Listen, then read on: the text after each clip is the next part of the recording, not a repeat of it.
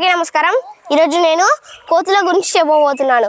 కోతులు అనేవి ఒక జంతువులు, మూగ జంతువులు. కానీ వాటి చేసే కోతి పనులకు వాటిని కొట్టాలనిపిస్తుంది. ఎందుకంటే అవి ఏం చేస్తాయంటే చెట్లు, ఇప్పుడు మనం ఏదైనా యాప చెట్లు అట్లాంటి వేరే వేరే చిన్న చిన్న చెట్లు పెంచుకున్నాం అనుకో, వాటి మీద ఉయ్యాలు ఊగినట్టు ఊగి వాటిని నిలబడతాయి. జామకాయ చెట్టు ఉందనుకో, వాటి అన్ని జామకాయలు కొరికి తినేస్తాయి. మామిడి పళ్ళు తింటాయి, మామిడి తోటలలో మామిడి పళ్ళు తింటాయి, మళ్ళీ కొమ్మలు ఇరగొడతాయి. కోతుల వల్ల ఇంకా ఎన్నెన్నో ప్రాబ్లమ్స్ ఉన్నాయి.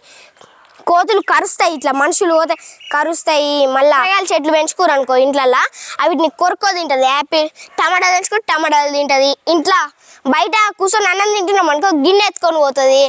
మళ్ళీ అట్లా ఇంకా ఎన్నెన్నో ప్రాబ్లమ్స్ వస్తాయి మన కోతి వల్ల. మనకు ఒకప్పుడు ఇండ్లల్లో పొలాల కాడ అందరూ కూరగాయలు పండ్ల చెట్లు పండించుకునేవారు. ఇప్పుడు ఎవ్వరూ పండించుకోవడం లేదు, ఎవ్వరు పెట్టడం. ఎందుకంటే ఇప్పుడు పెట్టినా ఏం లాభం, కోతులు వస్తున్నాయి తింటున్నాయి. అప్పుడు కోతులు ఎక్కువ లేవు కాబట్టి అప్పుడు ఏం లేవు. కానీ ఇప్పుడు ప్రతి ఊర్లో కోతులు ఉంటున్నాయి. స్కూళ్ళల్లో కూడా ఏం చేస్తున్నాయి, స్కూళ్ళల్లో కూడా పిల్లలను భయపెడుతున్నాయి. వాష్రూమ్ల మీదకి వచ్చి వాష్రూమ్ పోనీయకుండా చేస్తున్నాయి. స్కూళ్ళల్లోనైనా ఇండ్లలోనైనా పొలాల కాడనైనా ఏదైనా కోతులు ఫుల్ నష్టం చేస్తున్నాయి. మనం కోతుల జోలికి వెళ్ళకూడదు. కోతులని ఇట్లా భయపెట్టిస్తే అవి మనల్ని కరవచ్చు కూడా. కోతుల వల్ల పెద్దవాళ్ళు బయటికి వెళ్ళలేకపోతున్నారు, చిన్నవాళ్ళు ఆడుకోలేకపోతున్నారు.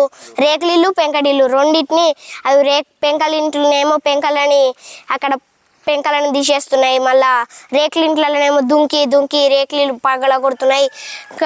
ప్రభుత్వం కూడా కోతుల జనాభా తగ్గించడానికి ప్రయత్నించాలని కోరుకుంటున్నాను.